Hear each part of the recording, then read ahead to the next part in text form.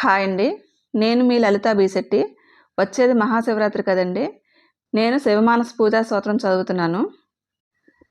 రత్నైకల్పితమాసనం హిమజలైః స్నానం చ దివ్యాంబరం నానారత్నవిభూషితం మృగమద మోదాంకితం చందనం జాతి చంపక బిల్వపత్రరచితం పుష్పం చ ధూపం తథా దీపం దేవదయానిధే పశుపతే హృత్కల్పితం గృహ్యతాం సౌవర్ణే నవరత్నఖండరచితే పాత్రే ఘృతం పాయసం భక్ష్యం పంచవిధం పయోదధియుతం రంభాఫలం పానకం శాకానామయుతం జలం రుచికరం కర్పూరఖండోజ్వలం తాంబూలం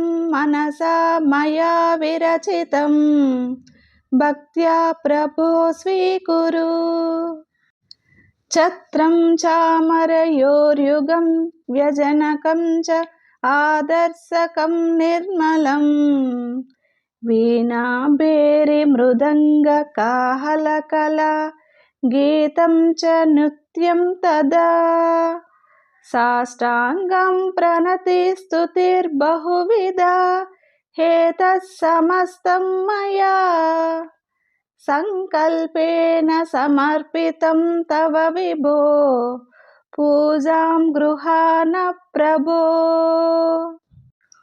ఆత్మాత్వం గిరిజామతి సహచరాః ప్రాణ శరీరం గృహం పూజా తే విషయోపభోగరచనా నిద్రా సమాధి స్థితిః సంచార పదయో ప్రదక్షిణ విధిః స్తోత్రాని సర్వా గిరౌ యజ్జత్ కర్మ కరోమి తత్తదఖిలం శంభో తవారాధనం కరచరణ కృతం వా కాయజం కర్మజం వా శ్రవణ నయనజం వా మానసం వా పరాధం